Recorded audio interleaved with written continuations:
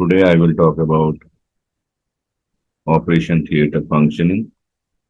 This is part of my series of lectures on hospital management. This is my lecture outline. First, I will give introduction. After that, objectives of Operation Theatre Planning, design considerations, zones in Operation Theatre workflow, centralized versus decentralized Operation Theatres, Operation Theatre staff, Operation Theatre documents, safety hazards in Operation Theatre Committee, and finally, key performance indicators. In initial days, operation was carried out in an amphitheater with a batch of medical students watching around operating surgeons. Hence, it is known as theater. Operation theater should be well designed to prevent infection. It should be well equipped and it should be efficiently organized.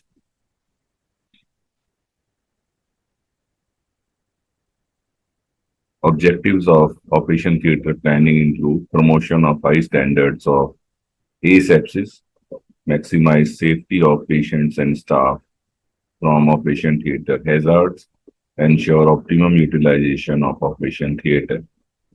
So we will learn about asepsis in terms of zones of Operation Theatre. We'll learn about safety in terms of Operation Theatre hazards, and we will learn about optimum utilization of Operation Theatre by learning about various key performance indicators in this lecture. So, design considerations. Operation Theatre should be independent of general traffic of the hospital. Traditionally, Operation Theatre used to be on top floors. This is because of sufficient light on top floors, and Operation Theatre should be easily accessible from CSSD, emergency room, surgery wards, blood bank, and a clinical laboratory. So these are support services or other services or other locations which are related to Operation Theatre. So number of operation theatres required, we can calculate numerically. This formula is that number of operation theatre required is equal to number of surgery beds divided by average length of stay. In this next formula, we take into account bed occupancy rate. So this is number of surgery beds divided by average length of stay multiplied by bed occupancy rate divided by 100 into 365 divided by number of working days. Apart from numerical calculation, there are other factors including number of surgical specialties of the hospital and expected number of surgical patients in the catchment area. Sections of OT, these are various sections of an operation theatre. One is reception area, holding area, induction room, post anesthetic care unit, PACU, staff room, sanitary facilities for staff, offices, manifold room, that is anesthesia gas storage room, waiting area, seminar room, and theatre sterile supply unit or TSSU. Theatre sterile supply unit or TSSU, temperature should be between 18 to 22 degrees centigrade. Humidity should be between 40 to 50%, and air change should be 10 to 12 air changes per hour. This is in TSSU. And the sterile items which are stored in TSSU in adequate inventory include sterile drapes, sterile gloves, sterile gown, and other things. What are the other design considerations? These include direction of airflow should be from clean to less clean areas. Heating and ventilation system should ensure comfortable climate for patients and staff. Size of an operation room should be at least 18 feet by 18 feet. It can be larger there is requirement of larger equipments. Wall of operation room should be smooth and easy to clean. Door should be sliding type and at least 5 feet in width. Window should be at least 3 feet above ground. Firefighting equipment should be readily available. Floor should be washable. Electroconductive, that is, conduction should be 1 to 10 milliohms with earthing, and proper earthing of electric supply should be there. Light should be at least 500 lux and the ratio of general to surgical site light intensity should be 1:3 to 5. Overhead light over operating area should be 25,000 to 1,25,000 lux. OT light should not produce more than 25,000 units of radiant energy, and we should have UPS as well as generator. UPS take over or covers the gap of start of generator. Room temperature should be between 65 to 75 degree Fahrenheit. Air changes should be 20 per hour.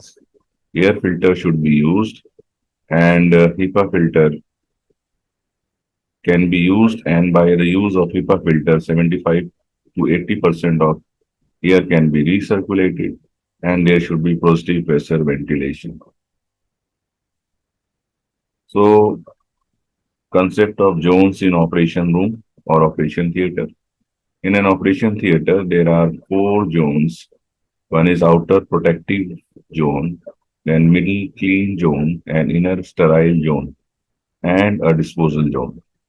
Zoning not only reduce hospital-acquired infections, it also minimize unproductive movement of staff. This is the diagram I have taken from one article, and the copyright is with Association of Oral and Maxillofacial Surgeons of India.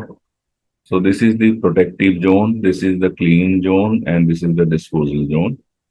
And there is the inner sterile area, that is operating room. In the protective zone, we have changing, pantry, resting, recovery, reception, transfer. And these are the other sections. Then protective zone include change room for staff, as we have seen in this diagram. Transfer of patients, material and equipments, this transfer.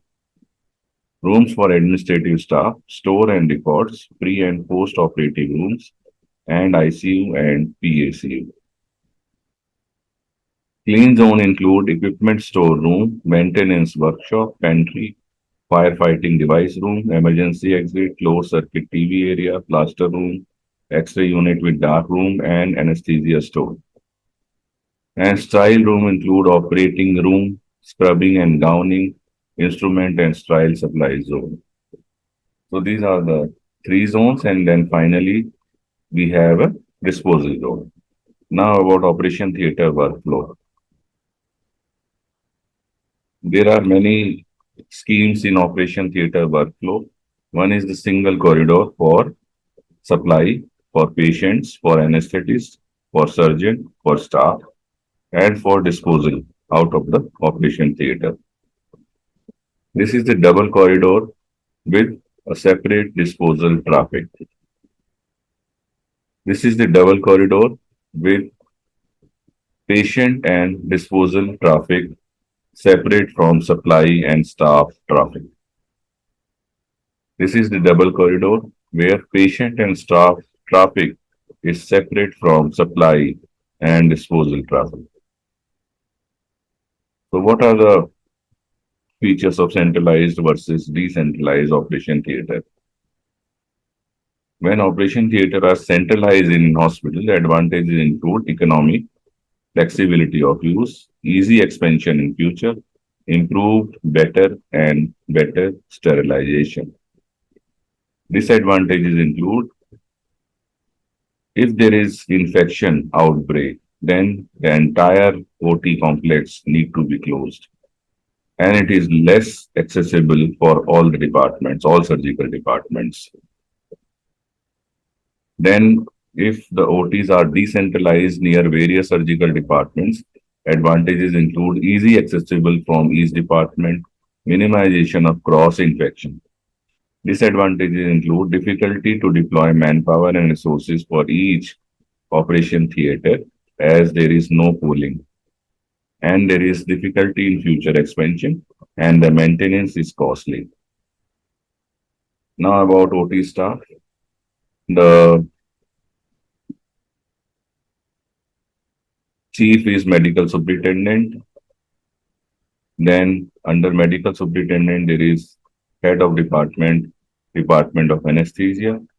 And under this head of anesthesia, we have sister in charge who will supervise staff sisters and other staff. And we have assistant anesthetist. And separately, we have operating surgeons from various surgical departments. Operation theater documents. This is the list of some of the operation theater documents. So we have consumable item registers, we have instrument registers, we have operation list register, we have emergency operation register, we have anesthesia drug register, we have equipment maintenance register, we have line-in register, we have fumigation register. Then safety hazards. There are two kinds of hazard. Mainly, there are two kinds of hazard. One is explosion hazard, the other is biohazard or infection. Explosion hazard is due to either static electric discharges and use of explosive agents like cyclopropane, N2O, and various ethers as anesthetic agent. And the prevention is proper electric fittings, grounded floor with grounded electric supply. This take care of electric discharges, and air changes to disperse anesthetic gases, and adequate firefighting equipments. So, prevention require active cooperation between surgeons and bacteriologists. So here, head of microbiology department is important. So there should be proper periodic hospital-acquired infection surveillance, either through swab method or settle plate method. We should do proper fumigation and sterilization as and when required and periodically. There should be good management of CSSD and TSSU. So some of the staff may be carriers of infection, especially Staph aureus, and we should identify those staff. Then we can check unnecessary movement of staff and equipments in operation theater. There should be proper ventilation with positive pressure and adequate air changes, and we should have a separate septic theater. Then OT committee, this is very important. Composition of OT committee include head anesthesia department, hospital administrator, head microbiology department, and sister in charge of operation theater. Main functions are evaluation of operation theater utilization, flexibility of operation theater use, record of accidents and prevention of accidents in operation theater, sterilization and infection control. So these are main functions of OT committee. Now finally about key performance indicators.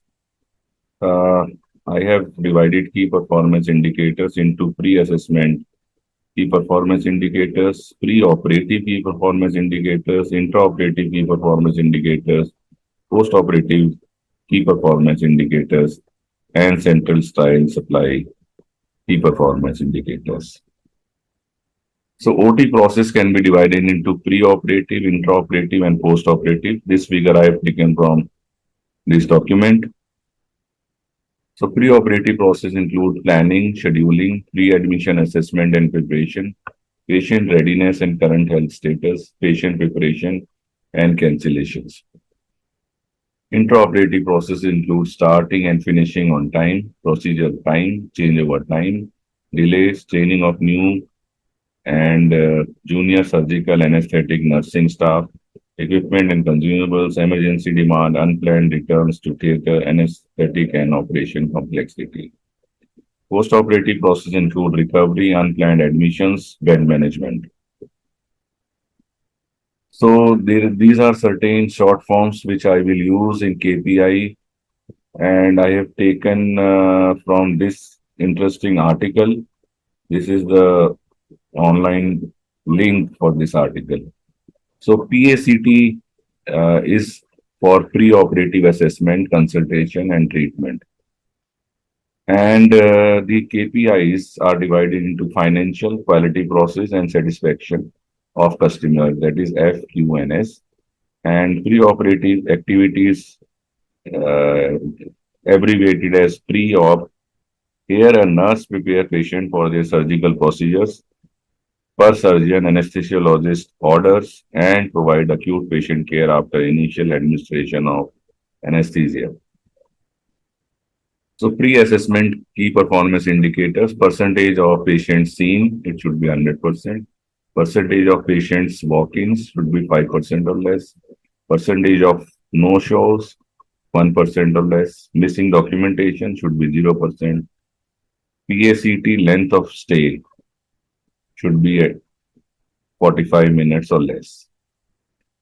Then pre-operative key performance indicators, patient arrival to admission, 2 to 3 hours. Patient's PACT evaluation, 5% or less. Pre-op delays by reason, 5 minutes or less delay. Pre-op length of stay should be less than 35 minutes. Then to understand the intra-operative KPI, this is the list of intra-operative KPI. We should understand certain terms, and these include block utilization. So block utilization is actual room time used by the cases divided by total time allotted to a surgeon. For relative value unit, this is the time allotted to individual procedure. Efficiency, operation theater efficiency is defined as treating the right patient and providing the right care within clinically recommended time frames with the optimal use of resources required to deliver safe, quality care at or below an efficient price for the service. And mathematically, in one of the article, I found that efficiency is equal to fraction of scheduled time utilized minus fraction of scheduled time overrunning multiplied by fraction of scheduled procedures completed. Productivity is different from efficiency. Productivity for surgical services is weighted activity unit or WAU delivered per hour of staff theater time. And utilization only reflects the amount of time a patient is in the operating theater within a planned session.